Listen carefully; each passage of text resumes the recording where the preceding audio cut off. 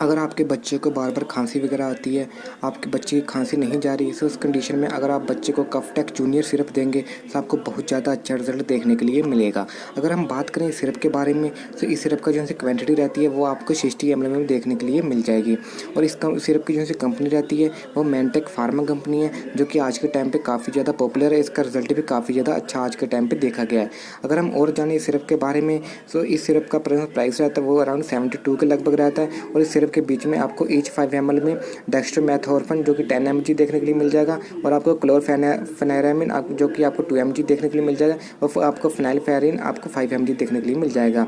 ये 3 साल्ट आपको इस सिरप में देखने को मिलते हैं, जिसका रिजल्ट काफ़ी ज़्यादा अच्छा रहता है। आप किसी भी बच्चे को दे सकते हैं अगर किसी बच्चे को खांसी वगैरह आती है। सो अगर आपको जानकारी अच्छी लगे तो वीडियो को लाइक और चैनल को सब्सक्राइब जरूर कर देना। अब हम मिलते हैं किसी नेक्स्ट वीडियो में। Thank you, thanks for watching.